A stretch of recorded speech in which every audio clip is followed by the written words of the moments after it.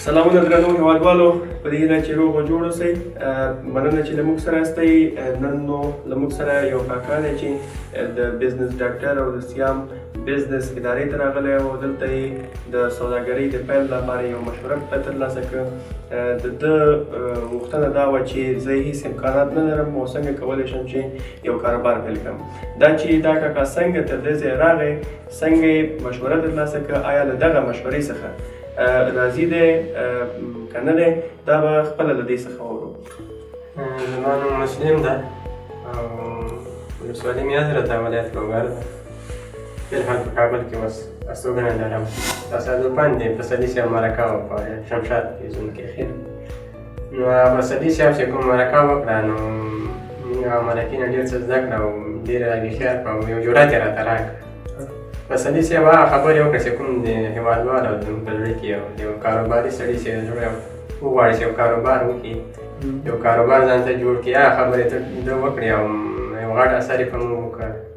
رښتیا هم چې پسرلی صاحب ده او د پسرلي هوا یې موږ ته راورسېده او تر تاسې پورې راورسېدو. ډېر ښه. هر کله راشئ، په خیر راشئ.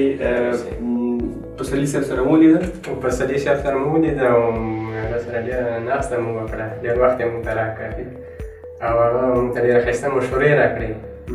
انشاءالله که دا مشورې موږ عملي کړو او د پسرلي صاحب کومک یې موږ سره د مشورې راضي یاستئ؟ مشورې نه ډېر راضي یو.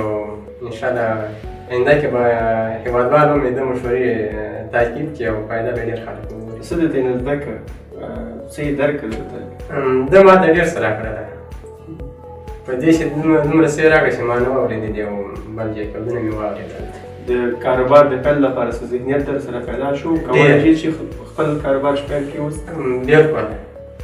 ده ما ته داسې مشوره راکړه چې زه 100% کې ډاډمن شوم او یو کار په نقشې باندې اوس پوه شوم، کولی شم یو کار. اوس ته څه کار کوو؟ په چی شي باندې وخت؟ خپله پټه مې کړه، ورسره څنګ کې مې دغه د ګلکاري یو کسب زده و، دا مې ورسره کوه. او څه پلان لرې له خیره چې په راتلونکي کې دغه لیدنې د دغه مشورې نه وروسته څه باید وشي؟ نو پسرلي صاحب ما ته یو پلان راکړی دی له خیره سره. په دا پلان که ما عمل وکړم زه به آینده کې د مشکلاتو نه ووځم او ډېرو خلکو ته به ما لاسرسی هم وشي او فایده به مې خلکو ته ورسېږي انشاءالله. پسرلی صاحب د څنګه پیدا کړ؟ پسرلي صاحب مصاحبه چې موږ په شمشاد باندې واورېدله او مصاحبې نه وروسته نو ما ځان سره دا تصمیم ونیسه چې پسرلي صاحب د ځان رسوم او د خبرو کې یو صداقت موجود و او زه په خپله بیا ما نه څوک پېژندله او نه چا سره بلد وم چې ما شمشاد تلویزیون ته بوځي او د پسرلي صاحب نمبر ماته راکړي او زه دلته ورسم. خو موږ په کلي کې ساحې کې یو کس ده، دی زه خبر شوم چې دا شمشاد تلویزیون کې څه کسان پېژني.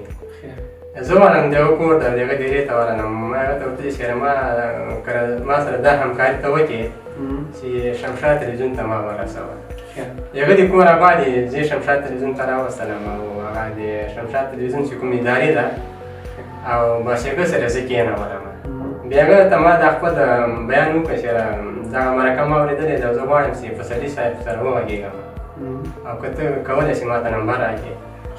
بیا هغه ما ته ویل چې پسرلي صاحب نمبر خو ما سره نشته ده او د شګیوال صاحب نمبر به درته درکړم په دې چې هغه د بازار خپرونې مېلمانه هغه راغواړي نو هغه نه به نمبر واخلي. بیا د شګیوال صاحب نمبر یې ما ته راکړه او شګیوال صاحب ته مې تلیفون وکړه. هغه د کور ابا دی، بس یوه همکاري را سره وکړه چې نمبر یې ما ته راکړه د پسرلي صاحب او ما ویل چې پسرلي صاحب دا نمبر اوچتوي نه به یې اوچتوي که نه. موږ ته دا تشویش ډېر و او چې کله مې پسرلي صاحب ته زنګ ووایي او د نمبر اوچت کړ زه ډېر خوشحاله شوم. ډېر خوشحاله شوم. پسرلي صاحب سره یې مرکه وکړه او ما هغه ته د خپل بیان وکړه چې زه داسې یو کاروبار روزګار ته مې زړه ده کومې که ته ما سره کومک کولی شې. بیا پسرلي صاحب ما ته ویلې چې زه خو فلحال بل چېرته یم او زه به تا ته ورځ وټاکم او ساعت به ته وټاکم هغه ورځ ته راسه او ما ته به سره نږدې نه کړي په تلیفون باندې هغه خبره او پلان او مشکل چې دا سړی پرې وغږېږي هغه په تلیفون باندې نه حل کېږي. نږدې نه زه تا ته وخت درکړم راسه. بیا 5 بجې ما ته پسرلي صاحب وخت راکړه او زه راغلم، پوښتنه مې وکړه د دفتر او ده ما ته خپل ادرس راکړه او بیا د پسرلي صاحب تر څنګ راورسېدم او د دې کور باندې ما ته ډېر وخت راکړ، ډېره مرکه یې راسره وکړه. هېوادوال ته مې دا پیغام ده چې د هر کار شروع سخته ده او چې یو کار باندې شروع وکړه بیا کار ډېر اسانه کېږي چې په خپله په یو کار نه پوهېږي یو بل دوست به پوهېږي یا د په صلیب شان یو شخص به یې ده چې انسان باید سړی تپوس وکړي کاروبار ډېر اسانه ده خو چې یو ښه دوست سړی ولري او کاروبار چې ده دا کېږي ناشونی کار نه ده په دې چې دا ټول انسانان دا کاروبار کوي غاړو پوړیو ته رسېدلي دي او باید دا سړی اقدام وکړي کاروبار د یو ټیټ پاټ نه شروع کړي همداسې بجګي ده او په یو وار باندې غټ کاروبار نه شي جوړېدلی او هېوادوال د دې تشویش نه کوي چې یاره دا کاروبار به ډېر سخت دی موږ یې نه شو کولی ډېر ښه مننه کورنان ژوندي اوسئ چې راغلی د سیام بزنس او بزنس ډاکټرز ادارې ته او په دې هیله چې په راتلونکي کې کامیاب اوسئ کور بابا موږ په تاسې ویاړو ژوندي اوسئ کور بابا ډیره مننه درنو دوستانو درنو لیدونکو چې تر دې دمه له موږ سره وئ او زموږ دغه ویډیو مو تعقیب کړ په دې هیله چې مثبت واقع شوي تاسو ته د بزنس ډاکټر اداره ویاړي چې په افغانستان کې د خلکو او افغانانو لپاره د کاري فرصتونو په برابرولو کې خدمت کوي موږ ستاسو په خدمت کې یو کولی شئ چې زموږ د یوټیوب چینل فیسبوک چینل او دغسې نور د اړیکو وسایل تعقیب کړئ او تر موږ ځان راورسوئ موږ تاسو ته کاري فرصتونه برابرو تاسو ته کاري نظریې درکوو چې د هغې له لارې تاسو کولی شئ چې هم ځان ته کاري فرصتونه مساعد کړي او هم ګڼ شمېر نورو هېوادوالو ته د دې لپاره چې زموږ د نورو کاري فرصتونو او دغه ډول نورو مسایلو په برخه کې د جوړ شوي ویډیوګانو څخه تاسې برخمن شئ زموږ یوټیوب چینل ځان سره سبسکرایب کړئ ډېره مننه